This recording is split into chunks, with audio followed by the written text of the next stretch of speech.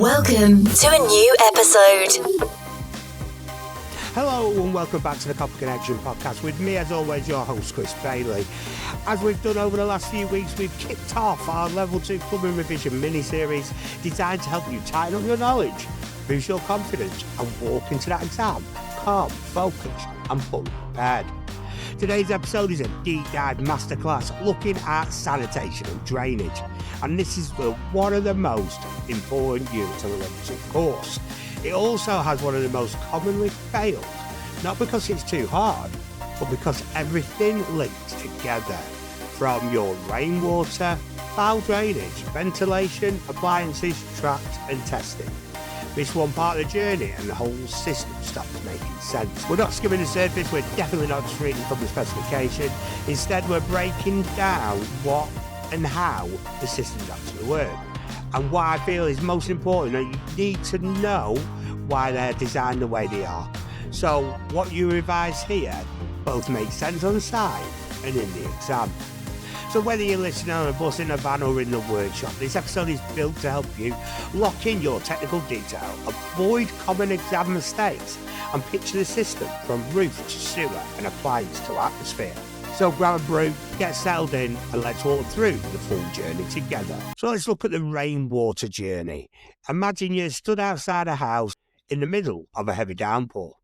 Rain hits the roof and from that moment on, the system has one job: control the water and move it away safely from the building. The purpose of gravity rainwater systems is to prevent nuisance, prevent damage and prevent water ingress into properties. Water run off the roof covering and is collected by the gutter.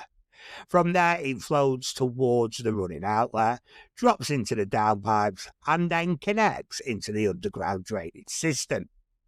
In your exam you must be able to name every legal discharge point for rainwater. There are 5. Rainwater can discharge into surface water drains, a combined sewer, a watercourse such as a stream or river, a soakaway, or a rainwater harvesting system, like a water butt. If a question asks you where rainwater can be discharged to, do not guess. One missing option could lose you a mark. So now let's focus on the guttering itself. You're not being tested on decoration. You're being tested on capacity and suitability. Half-round gutters are the most common domestic profile. Square-line gutters are decorative and were popular from the 80s onwards. OG gutters have a traditional period appearance and sit flush with a fascia board. Deep flow guttering are a deeper version of half-round and are designed to cope with heavier rainfall or steeper roof pitches. In high rainfall areas, deep flow guttering is more suitable. If the question mentions heavy rainfall, steep roofs or northern western regions of the UK, deep flow should immediately come to mind. Rainfall intensity is measured in litres per second per metre square, and it varies across the UK. The greater the rainfall on a larger roof area, the more water the system must handle. The steeper the roof, the faster the water enters the gutter, which means capacity becomes even more important. Now, let's talk about the fall, because this is a guarantee exam content. Gutters must be installed with a fall between 1mm and 3mm per metre. This is commonly remembered as the 1 in 600 ratio. For every 600mm of gutter length, the gutter drops by 1mm. So, if the gutter is 3 metres long, that's 3,000mm, divide that by 600, giving you a 5mm fall. Students often forget that the running outlet is always the lowest point. The gutter does not fall away from the outlet, it falls towards it. Once water reaches the outlet, it drops into the downpipe. Round downpipes are typically 86mm and usually pair with half-round or deep flow gutters. Square downpipes are around 65mm and pair with square line or OG profiles. At the very bottom of the downpipe is a component the exam loves to test: The item fitted at the base of a downpipe is called a chute. Its purpose is to disperse water away from the building where the downpipe does not connect directly into the underground drainage system. If the question says direct water away from the building, the answer is a chute, not an angle and certainly not a branch. Now let's have a look at expansion. When plastic moves, PVCU expands and contracts significantly with temperature changes. PVCU has a coefficient of linear expansion of 0.06 millimeters per meter per degree Celsius. Expansion equals length multiplied by temperature change multiplied by the expansion rate. So a 5 meter guttering exposed to a 20 degrees C temperature increase expands by 6 millimeters. Expansion allowance must not be made at the joint, not by leaving brackets loose. Always insert the gutter to the expansion mark, not hard against the stop. Let's move inside the building. We'll start with the most tested appliance of all, the WC. The most commonly installed WC pan is the washdown type. Washdown pans rely on the force of water to clear the bowl. Siphonic pans use suction created by restrictions in the trap.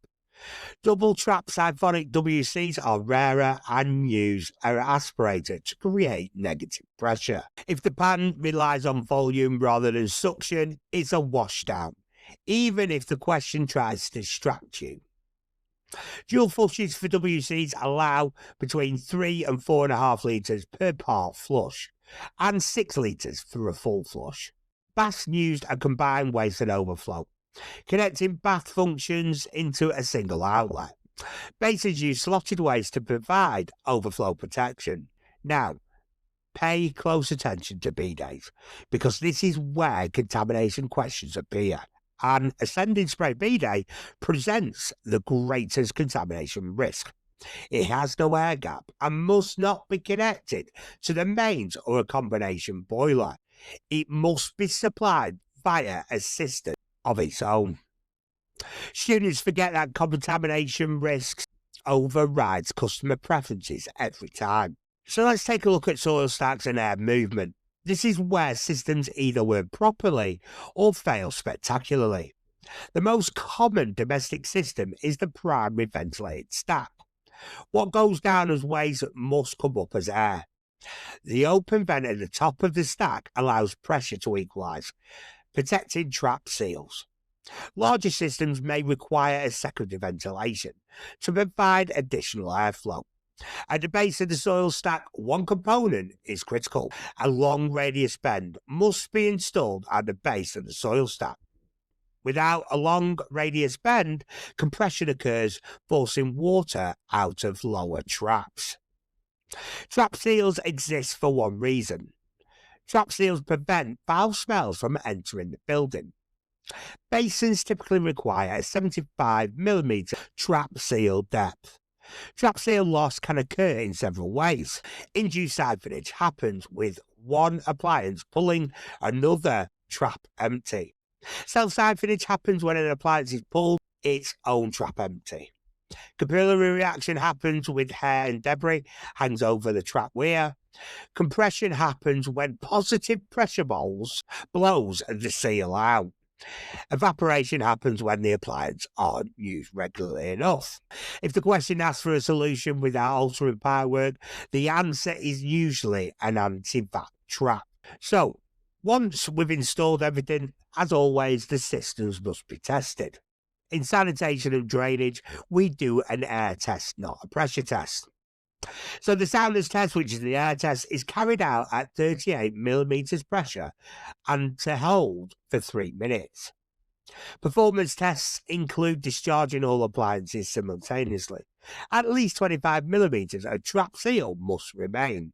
We get that by getting a dipstick, putting it into the drain to see how much is remaining. And Soundness tests check for leaks. Performance tests check trap seal protection. They are not the same. Don't get them mixed up. Below ground drainage systems, combined systems carry foul and rainwater together. They are cheaper to install but expensive to treat. Separate systems keep foul and rainwater apart. They are favoured by local authorities, but require careful installation. If foul water is connected into a surface water drain on a separate system, it must be corrected immediately. Okay, so that brings us to the end of this week's episode, where we have looked at sanitation and drainage systems. It's not about memorising the facts, it's about understanding the flow, pressure and consequences. If you can picture the journey of water and air, you can answer the questions. You don't need luck, you need logic, and now you have got it. This has been the Copper Connection podcast. I've been Chris Bailey. Keep revising smart, and I will see you in the next episode. We'll be back next week. In the meantime, please subscribe and thanks for listening.